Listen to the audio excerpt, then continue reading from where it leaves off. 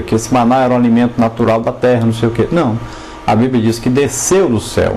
O alimento que desceu do céu para alimentar o povo. Então a Bíblia enfatiza que desceu do céu, comprovando que a sua origem é divina. Assim como o verdadeiro alimento espiritual veio do céu para saciar e sedentar a alma do homem. É Jesus Cristo, a palavra que saiu da boca de Deus. Jesus é chamado Verbo de Deus, né? Mateus 4,4. Também lembramos de Números 11, 7 e 8, que orienta o povo, então, como se alimentar com esse maná. Lá diz que deve ser moído, deve ser cozido, deve ser amassado, deve ser triturado e fazer bolos. Depois comer o maná. O que significa para nós então? Significa que a palavra de Deus é o alimento para nós, é Jesus Cristo, a palavra viva de Deus. E deve ser o quê? Deve ser lida, estudada, ouvida, entendida, absorvida por aquele que se aproxima de Deus, querendo aprender dele, querendo conhecer o melhor. Então isso é como ruminar. É o que o boi faz, né? O boi se alimenta ali do capim, ele come, mastiga, engole, né? Vai para um lugar chamado livro. Olha só que coincidência, né? Ele tem um lugar chamado livro, onde a comida que ele comeu ali vai para lá.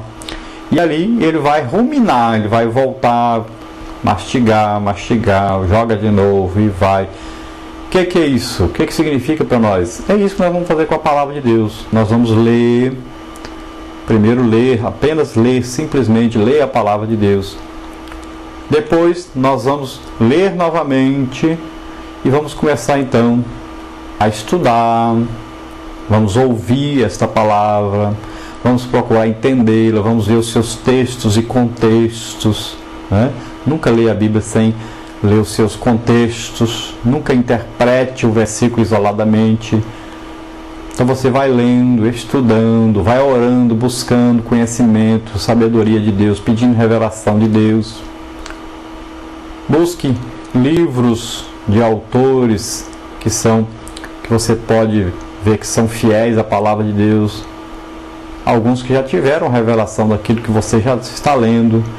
E você junta, vai lendo, tudo tem que estar de acordo com a palavra de Deus. Mas se você não ler a Bíblia toda, você não vai poder compreender se esses livros estão corretos ou não, os livros que falam a respeito de alguma coisa que está na Bíblia. Porque você não leu a Bíblia. E a própria Bíblia diz que nós devemos ler as coisas, mas devemos aproveitar o que é bom, o que está de acordo com a palavra de Deus, aproveitar. O que não está deve ser julgado fora. Então você deve ler, estudar, procurar guardar no seu coração, guardar no seu espírito. A Bíblia, ela pode ser entendida humanamente, mas ela deve ser entendida espiritualmente. Então, enquanto você estudar, ler e você entender humanamente, ela é apenas uma palavra normal. Embora seja a palavra de Deus, para você vai ser uma palavra normal. Mas quando você se aproxima da Bíblia para ler, para entender, buscando conhecimento, sabedoria de Deus, você se subordina, né, a Deus, você quer que a vontade de Deus prevaleça, você se aproxima de Deus de maneira humilde, né? Então você aprende, você pede a Deus sabedoria, interpretação dele, do Espírito Santo que está dentro de nós, e ele vai então dar a nós o entendimento. Então estude e guarde no Espírito, guarde lá no mais profundo do seu ser a palavra de Deus revelada, você nunca mais vai esquecer. Por isso você diz, os crentes decoram a Bíblia, sabem versículos e mais versículos de cor. Não é porque ele leu 500 vezes aquilo, não. É porque ele aprendeu aquilo, está guardado no seu espírito, a revelação daquilo. Então não esquece mais. Porque a Bíblia é a palavra de Deus. Olha, vamos ver Isaías 55, 10, 11.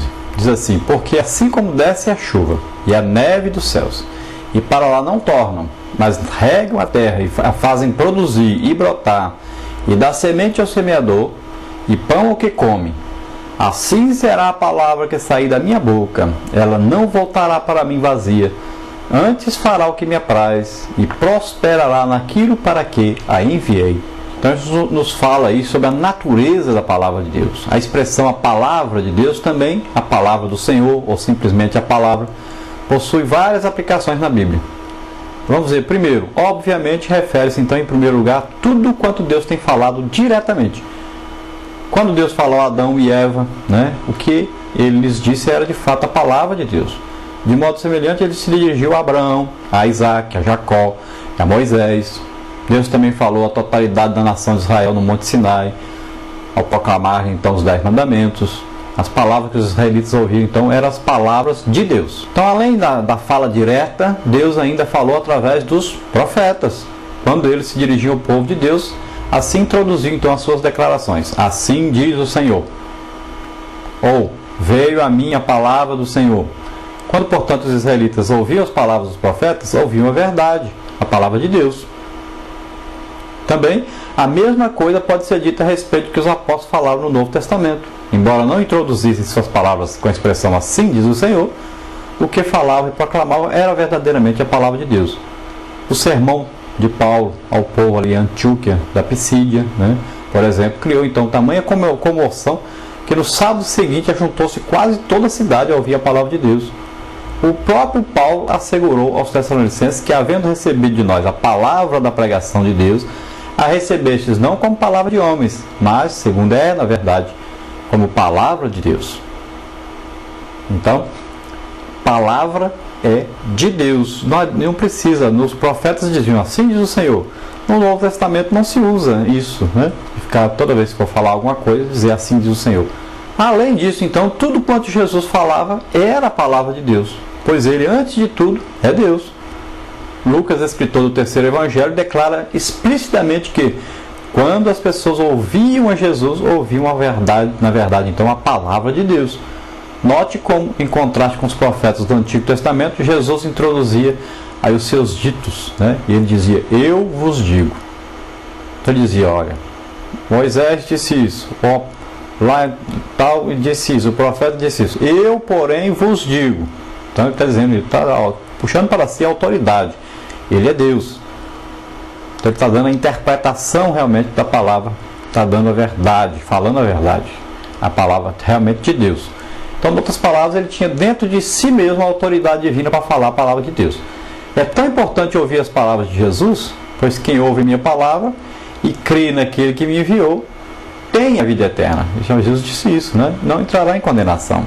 Jesus, na realidade, está tão estreitamente identificado com a palavra de Deus que ele mesmo é chamado, então, verbo de Deus, a palavra de Deus, né? A ação de Deus. Por isso, o verbo de Deus. A palavra de Deus é o registro que os profetas, os apóstolos e o próprio Jesus falaram, isto é, a própria Bíblia. No Novo Testamento, que um escritor usasse a expressão Moisés disse, Davi disse, o Espírito Santo diz ou Deus diz, nenhuma diferença fazia, né? Porque estava falando o que a palavra de Deus diz, né?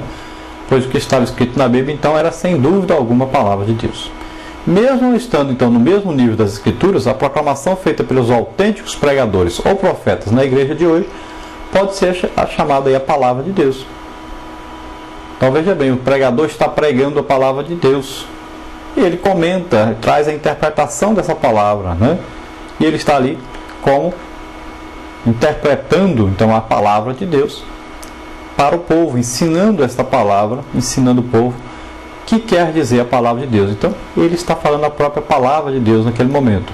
Olha, Pedro indicou que a palavra de seus leitores, que os seus leitores recebiam mediante a pregação, era a palavra de Deus. Veja 1 de Pedro 1,25.